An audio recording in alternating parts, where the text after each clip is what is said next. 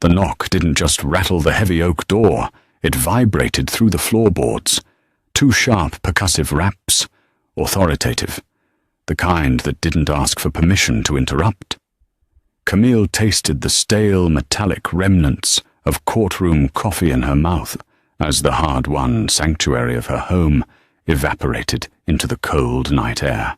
The eucalyptus bath salts had finally started to dissolve the hot water, turning a cloudy, soothing white. Camille had spent the last 14 hours drowning in federal indictments, her neck stiff from the weight of a silk blazer and the unrelenting pressure of proving beyond a reasonable doubt that white-collar criminals were actually criminals. Now she was just a tired 42-year-old woman in an oversized Georgetown t-shirt and loose linen pants, staring at her reflection in the bathroom mirror. The bags under her eyes looked purple under the vanity lights. She pressed a damp washcloth to her cheek, letting the heat seep into her skin. Then came the crunch of heavy boots on the crushed gravel of her driveway. Camille froze. The washcloth hovered inches from her face.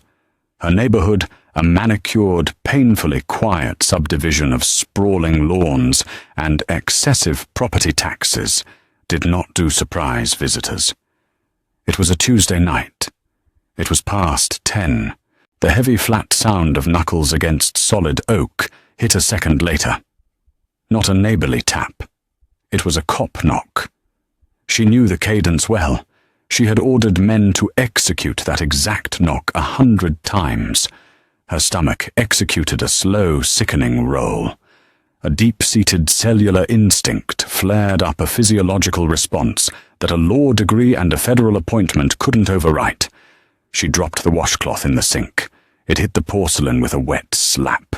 Camille walked down the hallway, the hardwood floors cold against her bare feet. The house was entirely silent, except for the low, rhythmic hum of the central heating and the distant chirping of crickets outside. As she approached the foyer, she didn't turn on the overhead chandelier. She kept to the shadows, pressing her back against the wall beside the front door, leaning in to peer through the glass sidelight. 2 figures stood on her porch, bathed in the harsh yellow glare of the motion sensor security light. Dark uniforms, the glint of a silver badge, the thick, unmistakable silhouette of a utility belt, weighed down by a radio, handcuffs, and a Glock. She closed her eyes for a fraction of a second. Annoyance, hot and sharp, spiked through her, immediately followed by an infuriating wave of vulnerability. She was the chief of the criminal division for the U.S. Attorney's Office. She sent men to federal prison for breakfast. Yet standing in her own foyer, staring at 2 patrolmen through a pane of glass, a bitter, cynical thought pierced her brain. Here we go. She considered walking away, going back to the bath. Let them leave a card. Let them knock until their knuckles bled. But the radio on the taller officer's shoulder squawked a burst of static that cut through the glass, and she knew they wouldn't just leave.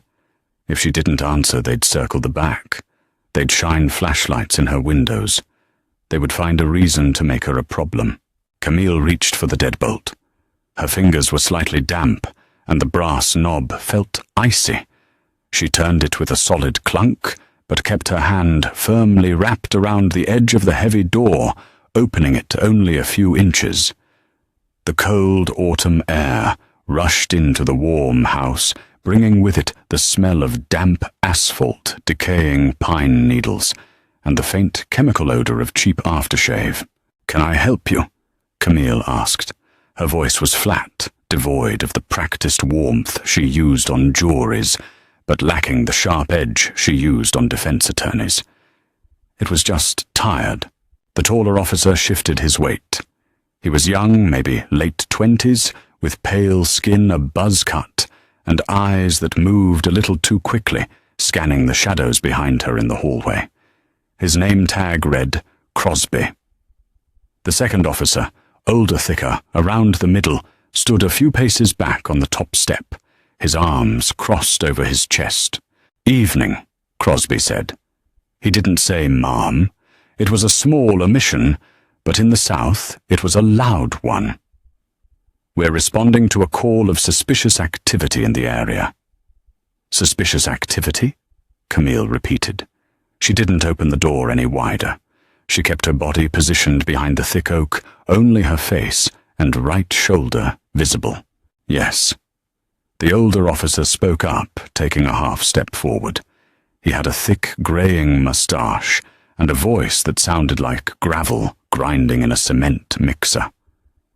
Got a report of someone prowling around the properties on this street, checking doors. Camille looked at him, then back to Crosby.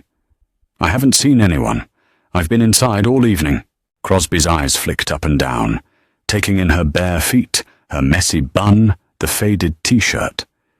It was a rapid, assessing glance, and Camille knew exactly what calculation was happening behind his eyes. He wasn't seeing a homeowner.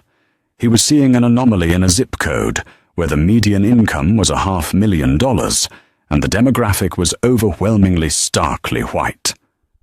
Right, Crosby said, his tone shifting, becoming a fraction harder, a fraction more colloquial. Is the homeowner around?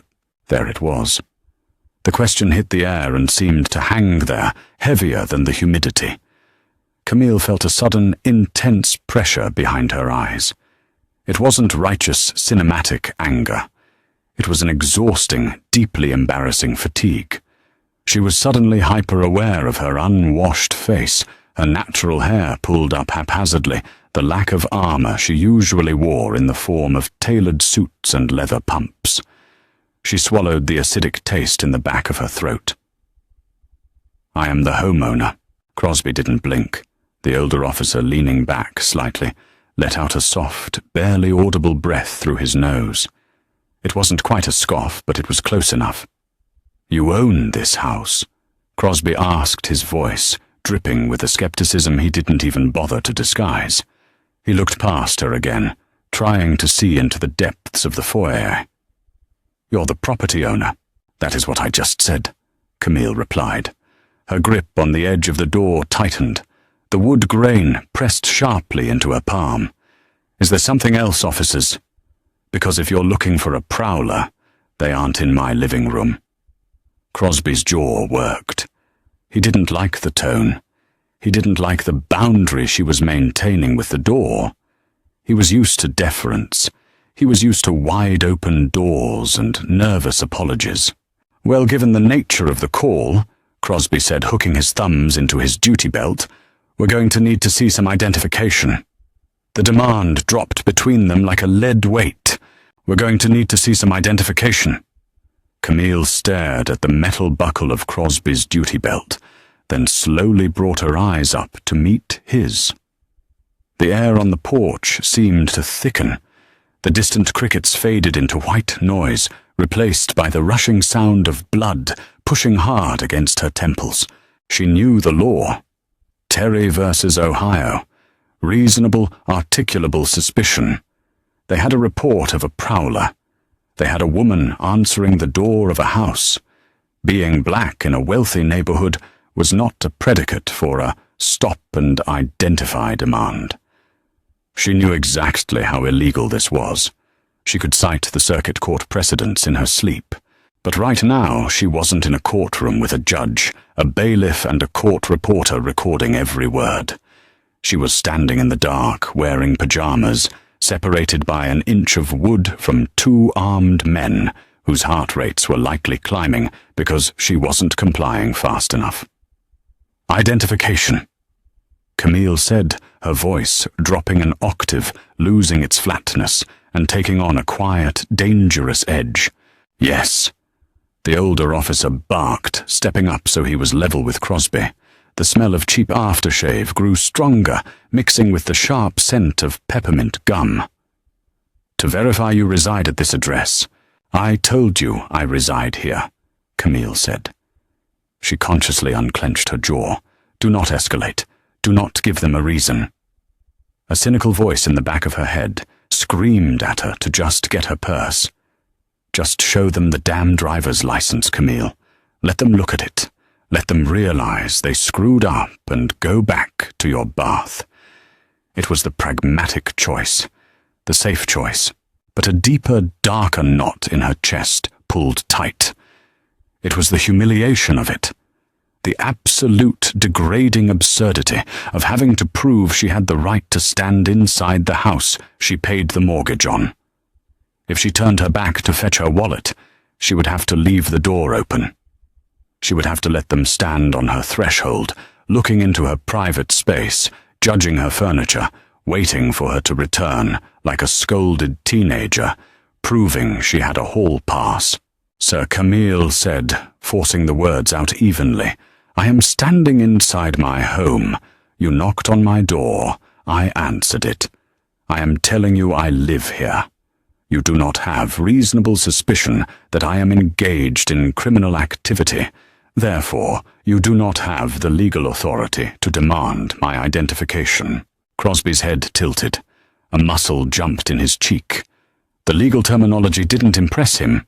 It irritated him. It was a challenge to his authority, delivered by someone he had already subconsciously categorized as a subordinate. "Listen, lady," Crosby said, his hand dropping from his belt to rest casually, dangerously on the butt of his flashlight. The Velcro of his radio pouch scraped against his uniform. The sound made the hairs on Camille's arms stand up. "We got a call. We're doing our jobs. Now you can either show us some ID, or we can take this a different route." The threat wasn't veiled. It was sitting right there on the welcome mat. Camille looked at the flashlight. She looked at the heavy black boots resting an inch from her doorframe. She felt a sudden, terrifying flash of cowardice. She was alone. Her phone was on the kitchen island, 30 feet away. If they decided to pull her through the door, if they decided she was resisting, no title in the world would stop the immediate physical violence. She had read the autopsy reports. She had seen the body cam footage of things going sideways over a tail light, over a loose cigarette, over a misunderstood gesture. Just show the ID. "What different route?" Camille asked. She hated herself for the slight tremor in her voice. She hated that her body was reacting with fear, flooding her system with adrenaline she couldn't use.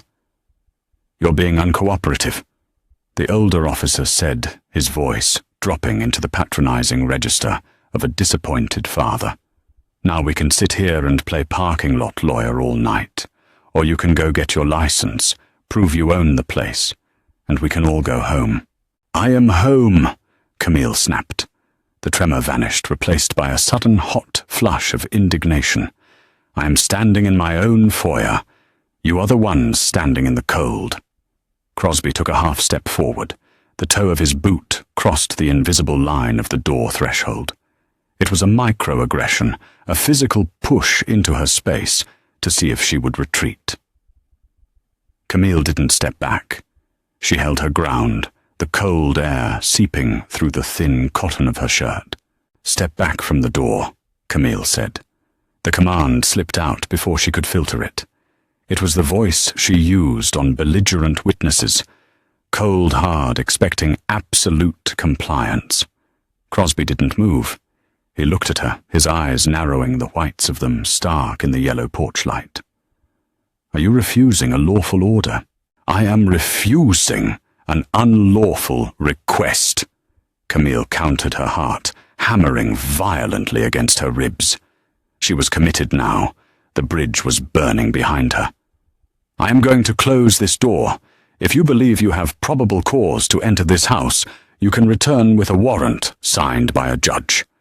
Good night." She pushed the door forward to close it. The heavy oak moved 2 inches before it stopped with a dull, sickening thud. Camille looked down. Crosby had wedged the thick, rubber-soled toe of his boot into the door jamb. The silence that followed was absolute. The crickets seemed to have stopped. The hum of the heater faded. There was only the sound of 3 people breathing in the cold air. Crosby stared at her, his hand moving slowly away from his flashlight, resting firmly on the black handle of his service weapon. "You're not closing this door," Crosby said softly, the previous colloquial tone entirely gone, replaced by something flat and cold. "Not until I know exactly who you are." The black leather of the boot was scuffed at the toe, the thick rubber tread pressing stubbornly against the brass strike plate of the doorframe. Camille stared at it. It was a mundane object, heavily manufactured, mass-produced for city municipal workers. Yet wedged into the architecture of her home, it became an instrument of profound violence. It was a breach, the intellectual, highly educated part of her brain, the part that held degrees from Yale and Howard, the part that dictated federal sentencing guidelines, screamed a litany of constitutional violations: Fourth Amendment, unlawful entry, lack of exigent circumstances. But the intellectual brain was suddenly and violently overpowered by the primal, thudding rhythm of her lizard brain, which only understood one thing: he has his hand on his gun, and you are wearing pajamas. Crosby's breathing was audible now, short, shallow intakes of air through his nose. He was hyped up. The adrenaline that was making Camille's knees feel like water was making him rigid aggressive, leaning into the conflict. "Move your foot," Camille said. The words came out thinner than she intended. The cold night air was biting through her linen pants, raising goosebumps on her calves, but a hot, prickly sweat was breaking out along her hairline. "Are you refusing a lawful order?" Crosby repeated. He didn't blink. His posture was locked, his weight shifted forward, ready to push the heavy oak door inward the second she showed a sign of weakness or resistance. In this exact moment, the two were fatally indistinguishable. The older officer, the one with the greying mustache, shifted his weight. His leather duty belt groaned a tight, squeaking sound of stretched cowhide. "Look, miss," he said, the gravel in his voice softening, slightly pivoting to play the reasonable negotiator to Crosby's blunt force. "Nobody wants any trouble here. You're making this harder than it needs to be. Just grab your license. It takes 2 seconds. We verify, we leave. You don't want us calling this in as a barricaded suspect." Barricaded suspect. The phrase hit Camille like a physical blow to the sternum. She tasted pennies. The sheer, terrifying absurdity of the escalation paralyzed her for a fraction of a second. She was standing in her own foyer. She had been taking a bath. And in the space of 3 minutes, 2 patrolmen had legally and linguistically cornered her into the category of a criminal threat. If she pushed the door shut against his foot, it was assaulting a police officer. A felony. If she yelled, if she raised her hands, it was erratic behavior. A threat to officer safety. If she simply stood there and did nothing, it was failure to comply. There was no right move. The rules of engagement were entirely rigged, designed to protect the men on the porch at the absolute expense of the woman inside. She thought of the case files stacked on her desk downtown.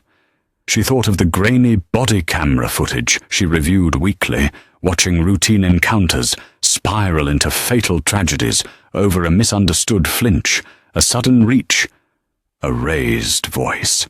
She knew exactly how the police report would read tomorrow morning if she made the wrong micro-movement right now. Suspect became combative. Suspect attempted to close the door on Officer Crosby's extremity. Fearing for our safety, Camille looked away from the boot and met Crosby's eyes. They were hard, glassy, utterly devoid of the empathy required to police a community. He was looking at a problem to be neutralized, not a citizen to be protected. The fight drained out of her. It wasn't a peaceful surrender. It was a sickening, toxic concession to survival. The cynical, bitter reality washed over her. Her pride, her constitutional rights, her indignation. None of it was bulletproof. "Fine," Camille whispered. Her throat felt tight as if she had swallowed a handful of dry sand. She took a slow, deliberate breath, keeping her hands visible, resting lightly on the edge of the door. "I am going to get my identification. My purse is on the kitchen island. It is approximately 30 feet down this hallway. I am going to turn my back to you, and I am going to walk to the kitchen." She narrated her movements. It was the exact advice she gave to young black men during community outreach programs, a survival script she never thought she would have to employ in her own $1 million home. The humiliation of it burned in the back of her eyes, a sharp, acidic sting that she furiously blinked away.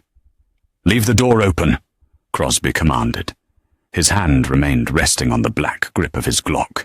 Camille didn't argue. She didn't have the leverage. She slowly released her grip on the door, letting it rest against the toe of Crosby's boot. Turning her back to them was the hardest physical action she had ever taken. Her spine tingled, a primitive evolutionary warning system screaming at her not to expose her blind side to a predator. The hardwood floor, which she had painstakingly picked out with the contractor 2 years ago, reclaimed French oak, now just felt like a long, exposed corridor. She walked. She forced herself not to rush, one bare foot in front of the other. The house felt entirely different now. The quiet, which had been a sanctuary 30 minutes ago, now felt like a vacuum. She could hear the rustle of Crosby's uniform from the porch. She could hear the older officer spit something into the bushes. Every shadow in the hallway seemed magnified. The framed abstract prints on the walls blurred in her peripheral vision. She felt a profound, isolating loneliness. If they shot her right now in the back, the only witness would be the sub-zero refrigerator humming in the kitchen. She reached the kitchen island. The white Carrara marble was cold under her fingertips. Her work tote, a structured heavy Saffiano leather bag, sat exactly where she had dropped it hours ago. Her hands were shaking. Not a violent tremor, but a fine, high-frequency vibration that made her fingers feel clumsy. She unzipped the main compartment. The smell of the leather mixed with the faint scent of the eucalyptus bath salts still clinging to her skin. It was a jarring, nauseating contrast. She bypassed the slim red leather wallet that held her driver's license and credit cards. She bypassed her car keys. Instead, she reached into the heavy zippered pocket stitched into the lining of the bag. Her fingers closed around a thick, rigid leather bifold. It was heavy, much heavier than a standard wallet. The weight of it in her palm was grounding. It was cold, hard proof of an authority that eclipsed the 2 men standing on her porch. Camille pulled it out. She didn't open it. She just held it tightly in her right hand, letting the sharp corners of the leather press into her palm. The shaking in her fingers stopped. A different kind of coldness settled over her now. The paralyzing fear of the walk down the hallway receded, replaced by a brittle, freezing anger. She wasn't going to just show them she belonged in the neighborhood. She was going to show them they had kicked the wrong door. The walk back to the foyer felt different. The agonizing vulnerability was gone, shielded by the heavy leather bifold in her hand. Camille's posture straightened the residual exhaustion of her 14-hour workday, burning off in the furnace of her mounting fury. The door was still cracked open. Crosby's boot was still wedged in the jamb. The yellow security light threw long, distorted shadows of the 2 officers across her entryway floor. As Camille approached, she didn't stop a few feet back. She walked directly up to the gap in the door, stopping only when she was inches from the wood. She looked at Crosby. His hand had finally moved off the butt of his weapon, resting loosely on his belt, but his chin was still tipped up in that arrogant, challenging posture. The older officer Miller was looking past her, scanning the expensive crown molding of her foyer. "Got it?" Crosby asked, a smirk pulling at the corner of his mouth. It was the look of a man who had won a petty power struggle and was ready to gloat. Camille didn't say a word. She lifted her right hand and pushed the door open another 6 inches. Crosby didn't move his boot, but the wider gap exposed him fully to the light spilling from the hallway. With her left hand, Camille flipped the heavy leather bifold open and thrust it straight into the gap, holding it chest high directly in Crosby's line of sight. She didn't hand it to him. She held it steady. On the left side of the bifold, set into a thick leather cutout, was a solid gold shield. It caught the yellow porch light, gleaming brightly against the dark backdrop. Above the eagle, the deeply engraved blue enamel letters read, Department of Justice. Below it, United States Attorney. On the right side of the wallet was her federal identification card, a harsh, unflattering photo of Camille in a severe grey suit. Beside the photo in bold, stark black typography, it read, Camille R. Hayes, Chief Criminal Division, United States Attorney's Office. The silence that fell over the porch was absolute. It was a heavy, suffocating quiet, broken only by the distant, sudden bark of a neighbor's dog. Crosby stared at the wallet. He didn't process it immediately. His brain primed for a flimsy state driver's license, confirming a civilian's address, hit a cognitive wall. He blinked. He leaned in slightly, his brow furrowing, as he tried to read the small print under the glaring porch light. Then his eyes hit the gold shield. Camille watched the exact microsecond the reality of the object registered in his brain. It was a physiological collapse. The rigid, aggressive set of his shoulders vanished. The smirk dissolved, leaving his mouth slightly open, the pale skin of his face draining of color until he looked almost sickly under the yellow bulb. His eyes darted from the gold shield to the ID card, and finally, slowly up to Camille's face. The arrogant predator was gone. In his place was a young, terrified patrolman, realizing he had just put his boot in the door of the chief federal prosecutor for the district. "Officer Crosby," Camille said. Her voice was no longer flat, no longer trembling. It was the voice that made defense attorneys sweat through their tailored shirts. It was quiet, perfectly modulated, and utterly devastating. Read the title aloud. Crosby swallowed hard. His Adam's apple bobbed convulsively. He opened his mouth, but nothing came out. "I said," Camille repeated her tone, dropping another degree in temperature. "Read the title." Chief of the Criminal Division," Crosby stammered. His voice cracked a pathetic high-pitched sound that stripped him of whatever authority the uniform provided. He instinctively pulled his boot back. The heavy rubber sole scraped against the threshold, retreating. Miller, the older officer, had leaned in when Crosby froze. He squinted at the credentials. When he saw the DOJ seal, he let out a sharp, involuntary hiss of breath like a punctured tire. "Ma'am," Miller started, his gravelly voice suddenly coated in a desperate, oily layer of deference. He took a full step back, physically distancing himself from Crosby. "We apologize. There was a misunderstanding with the dispatch call." "A misunderstanding," Camille repeated slowly, lowering the wallet, but not closing it. The gold shield still faced them, a silent, damning witness. "Yes, ma'am." Miller rushed on his hands, coming up palms facing outward in a placating gesture. The smell of his peppermint gum seemed overpowering, now laced with the sharp acidic scent of nervous sweat. The caller gave a vague description. Just someone on the property. "We were just doing our due diligence to secure the neighborhood." "Due diligence," Camille said. She looked at the scuff mark Crosby's boot had left on her brass strike plate.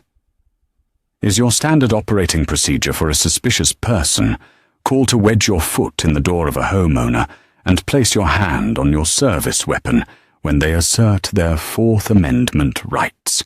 Crosby looked like he might actually vomit. His hands were nowhere near his belt now. They hung limply at his sides. "No, ma'am," he whispered. "I thought you were attempting to flee back into the residence." "Into my own house," Camille corrected sharply. "The house I told you I owned. The house you assumed I was burglarizing because I didn't fit your demographic profile of this zip code." Neither man spoke. The crickets in the bushes had resumed their chirping, a mocking rhythmic soundtrack to the officer's humiliation. Camille looked at them. Two men in uniform, armed, endowed with the power of the state. 30 seconds ago, they held her life in their hands, dictating her movements under the threat of lethal force. Now they were shrinking actively, cowering under the weight of a piece of gold-plated metal and a plastic card. And as she stood there watching them panic, Camille didn't feel victorious. She didn't feel a surge of righteous triumph. She felt sick, because she knew the brutal, unvarnished truth of the exchange. The gold shield hadn't proven her innocence. It hadn't proven she lived there. It had only proven her rank. If she had brought back the red leather wallet, if she had handed them a standard driver's license, identifying her as an accountant or a teacher or simply a citizen, Crosby's boot would still be in her door. The threat would still be lingering in the cold air. The color of her skin would have remained the overriding evidence against her. Her federal title wasn't an equalizer. It was an anomaly they were forced to respect. "I want your badge numbers," Camille said, the exhaustion suddenly returning, settling into her bones heavier than before. "Both of them. Now." 4812, Crosby said. His voice was a thin, reedy scrape against the quiet night. He didn't look at her face anymore. His gaze was fixed firmly on the brass doorknob, just inches from where his boot had been. 709. Miller added faster, the numbers running together in a rush to comply to end the interaction, to escape the gravitational pull of the colossal mistake they had just made. Camille didn't write them down. The numbers burned themselves into her short-term memory, branded by the adrenaline still flooding her veins. "Get off my porch," she said. The instruction was quiet. It required no volume. Miller grabbed Crosby's elbow, a sharp, physical yank backward. They practically stumbled over each other, retreating down the 3 brick steps. The crunch of their heavy boots on the gravel driveway was erratic, hurried. Camille pushed the heavy oak door shut. It hit the frame with a solid, satisfying thwack. She turned the deadbolt. Click. She threw the chain lock. Slide rattle. She stood in the foyer, her hand still gripping the cold brass of the deadbolt. Through the thin pane of the sidelight, she watched the twin beams of their flashlights sweep wildly across her manicured lawn as they retreated. A moment later, the heavy thud of 2-car doors slamming echoed down the street. The low rumble of the cruiser's engine flared, and the headlights swept across her drawn living room, blinds a passing ghost, before the car sped away, pushing well over the neighborhood speed limit. Then it was just the house again. The hum of the central heating, the distant crickets. The silence, which had been a luxury an hour ago, was now suffocating. Camille let go of the lock and took a step back. The moment her hand left the door, the structural integrity of her body seemed to dissolve. The adrenaline that had kept her spine straight and her voice cold suddenly vanished, leaving behind a violently vibrating void. Her knees buckled. She didn't fall, but she had to throw a hand against the wall to catch her balance. The drywall was cool under her palm. She was breathing hard, short, ragged gasps that tasted of dust and copper. Her skin was freezing, covered in a sheer layer of clammy sweat that made her linen clothes cling uncomfortably to her legs. She walked down the hallway. It didn't feel like her home anymore.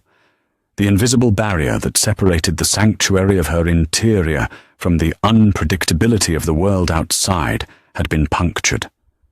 The breach was psychological, but it felt physical. The air in the house felt contaminated.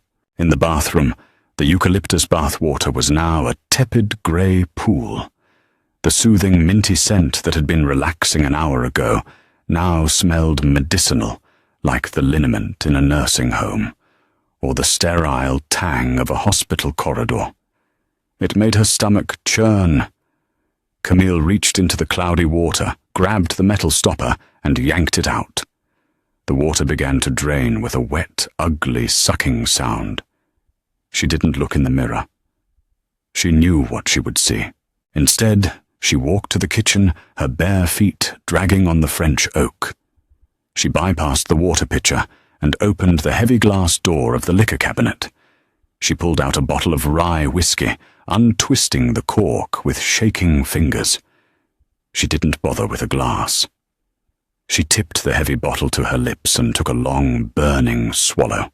The alcohol hit the back of her throat like a lit match, sending a sharp, painful warmth down her esophagus. She coughed, gasping for air, her eyes watering. She leaned heavily against the Carrara marble island, the same place she had stood to retrieve the leather wallet that had saved her life. She looked at her work tote, still sitting there, its zipper undone. The reality of the encounter finally settled over her, heavy and suffocating. She hadn't won. She had survived on a technicality. If she had been holding her cell phone instead of a wallet, Crosby might have confused the black rectangle for a weapon in the dim light. If she had raised her voice a decibel too high, Miller might have read it as an escalating threat. If she hadn't possessed a piece of gold-plated metal bearing the seal of the Department of Justice, she might be sitting in the back of that cruiser, right now handcuffed, trying to explain to a booking sergeant that she owned the house she was arrested in, or worse. She might be lying on the hardwood of her own foyer. Camille closed her eyes, the burn of the whiskey settling in her chest. She hated the tears that prickled behind her eyelids. They weren't tears of sadness. They were a toxic, corrosive mixture of profound humiliation and blistering rage. She was a 42-year-old woman.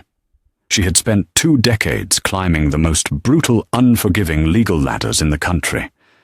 She had dismantled cartels and put corrupt politicians behind bars, but stripped of her title, standing in her pajamas in the dark, she was just a black woman who didn't look like she belonged in a $500,000 house. The tears spilled over hot and embarrassing, cutting tracks through the dried sweat on her face. She wiped them away furiously with the back of her hand, smearing the salt across her cheek. There was no triumph here. Only the sickening, undeniable confirmation that the armor she wore was completely fragile, dependent entirely on the literacy and restraint of a terrified 20-something patrolman with a gun. The morning sun was brutally bright, slicing through the gaps in the office blinds and casting harsh geometric lines across Camille's mahogany desk. It was 8:30 a.m. She was in her armor. The charcoal grey wool of her blazer was stiff, the silk blouse underneath, perfectly pressed, buttoned to the collarbone. Her hair was pulled back into an immaculate, severe twist, not a single strand out of place.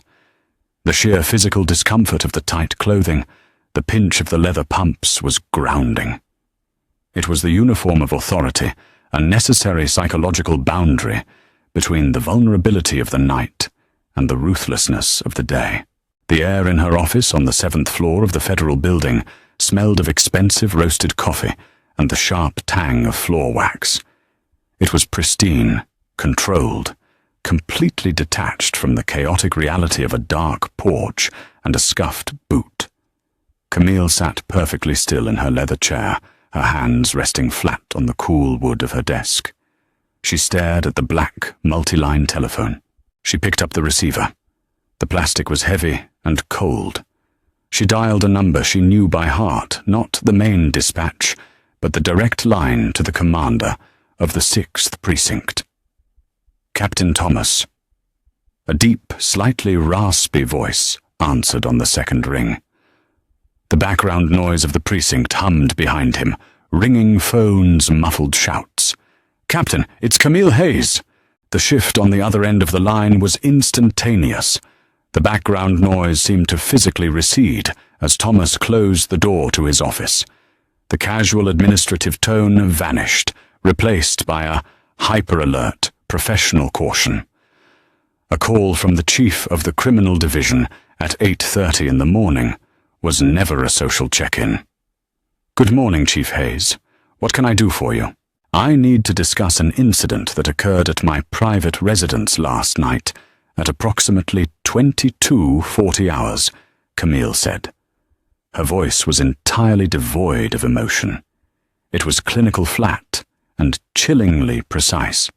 It was the voice she used when presenting wiretap evidence to a grand jury. "Your residence?" Thomas repeated, the confusion genuine. "Was there a break-in? I didn't see anything on the morning reports." "There was no break-in."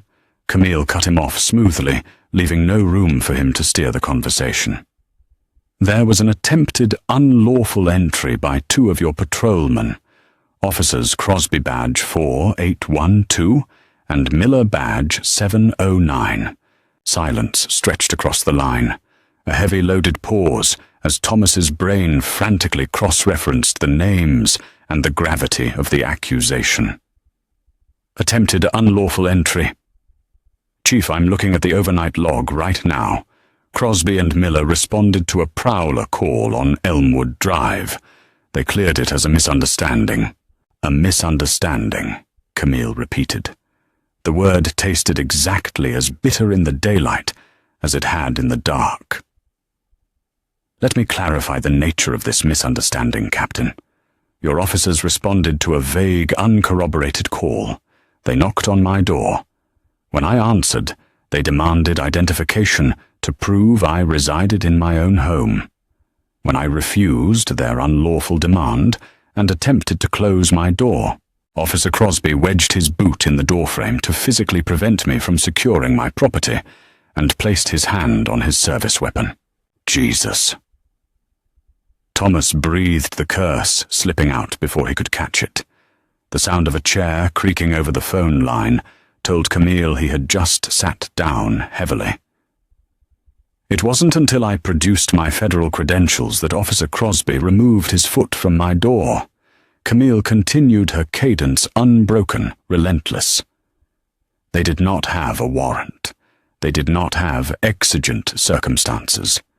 They did not have reasonable, articulable suspicion to detain me on my own threshold. Chief Hayes, I am profoundly sorry," Thomas stammered. The panic was evident now. He wasn't apologizing for the moral failing. He was apologizing for the bureaucratic nightmare that had just landed on his desk. "They're green.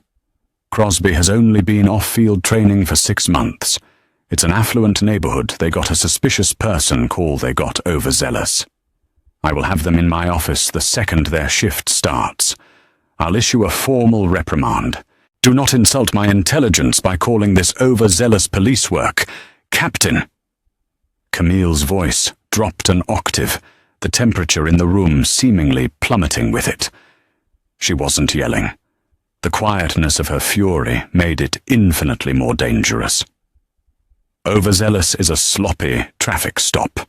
Wedging a boot in a civilian's door and resting a hand on a firearm because a black woman answered the door in a wealthy zip code is an egregious Fourth Amendment violation and an escalation of force that gets people killed. I understand completely, Camille. Believe me, I do. This is unacceptable. I will strip them of patrol duties pending a full internal review." Thomas was backpedaling furiously, throwing his men under the bus to save the precinct from the wrath of the DOJ. But Camille wasn't satisfied. The hollow, sick feeling from the night before hadn't dissipated. It had crystallized into something hard and vindictive. She knew a formal reprimand was a piece of paper in a file. An internal review was a paid vacation. She knew how the blue wall worked. It absorbed the blow, protected the institution, and spat the officers back out onto the street a month later.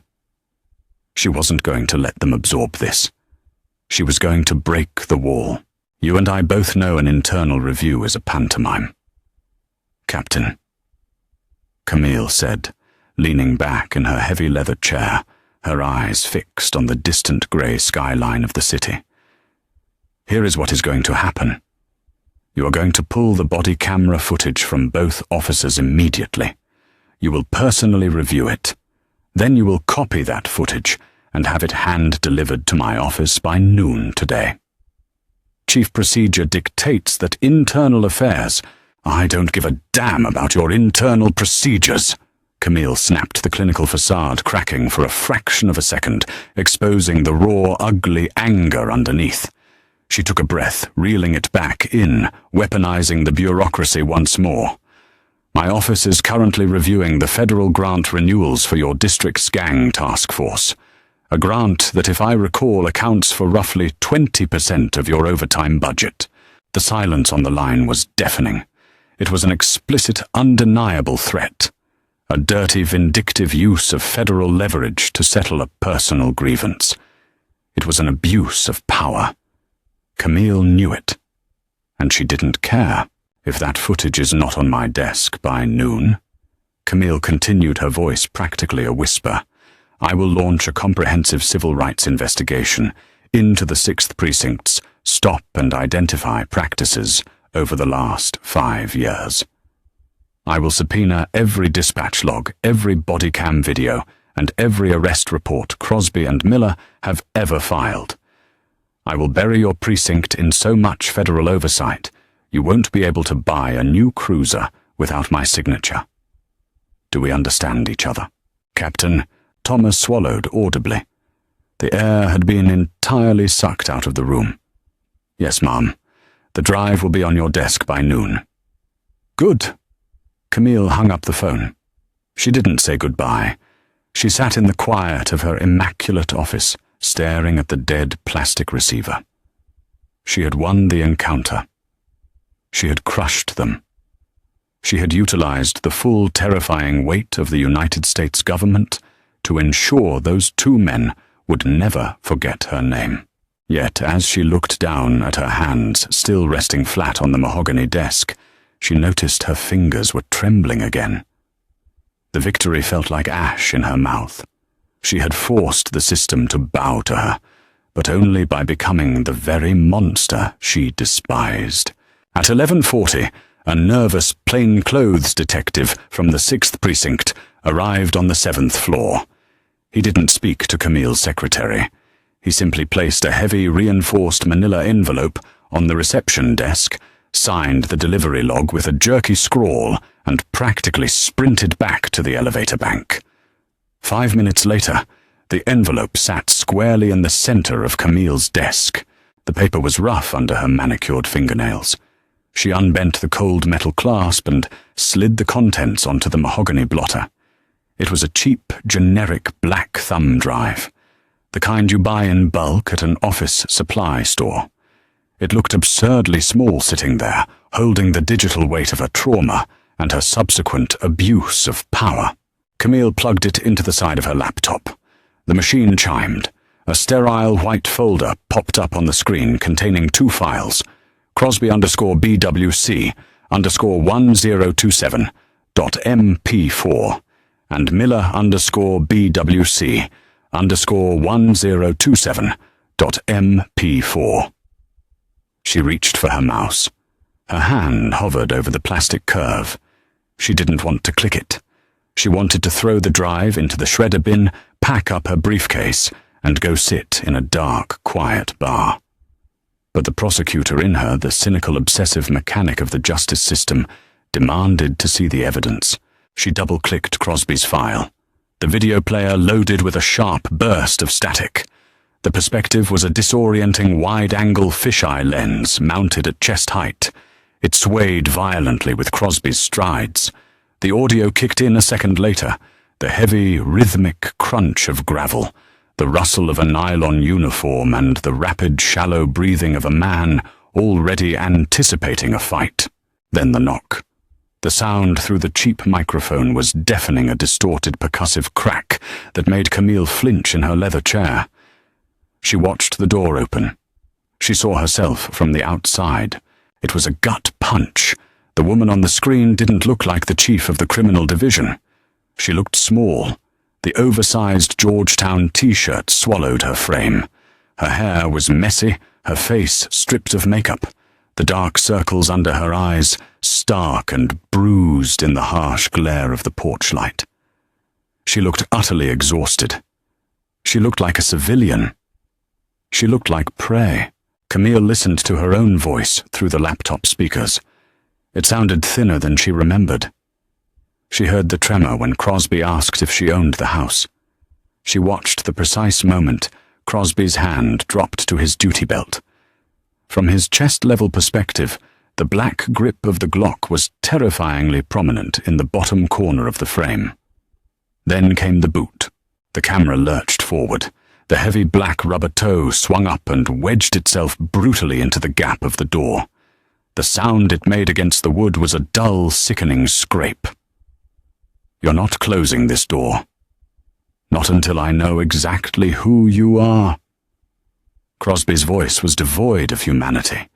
It was the mechanical, dead-eyed tone of an apex predator cornering an animal in a trap. Camille watched herself turn her back. She watched the long, terrifying expanse of her own hallway from the perspective of the men who had threatened her. She watched the agonizing seconds tick by. The vulnerability of her retreating spine made her stomach turn over. Then she returned to the frame. Her posture was different, rigid. She pushed the door wider and shoved the leather wallet directly into the center of the lens. The gold shield caught the yellow porch light flaring brightly on the screen, a blinding asterisk against the dark background. The physical reaction from Crosby was instantaneous. The camera violently jerked backward as he stumbled. The heavy breathing stopped, replaced by a sharp, pathetic gasp. The audio captured his stammering, the sudden oily shift in Miller's tone. It was a pathetic scramble for survival. The video ended abruptly as the door slammed shut. Camille closed the laptop. The screen went black, reflecting her own face back at her. The severe bun, the tailored charcoal blazer, the armor. She had weaponized a multi-million-dollar federal grant to force a police captain to grovel.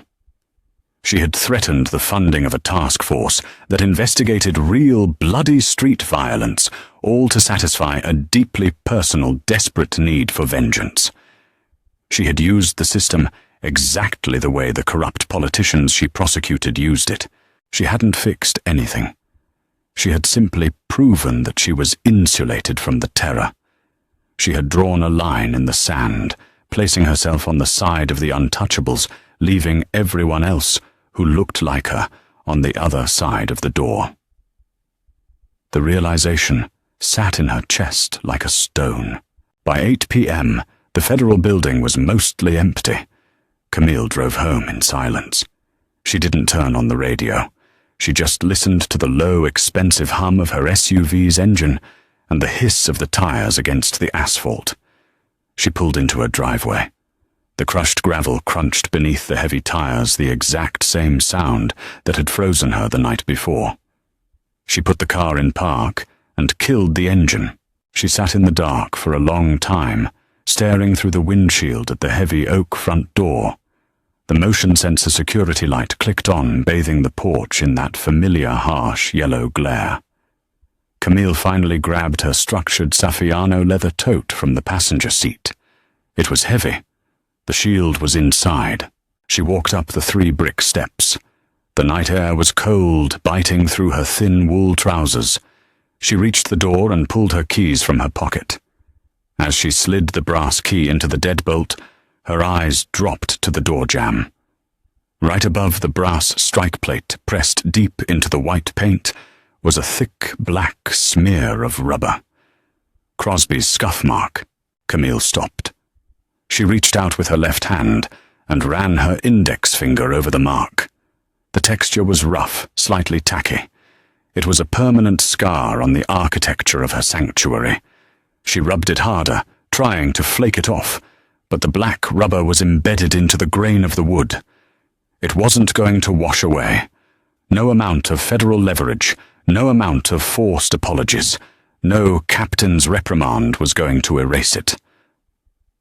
The breach had happened. The door had been held open.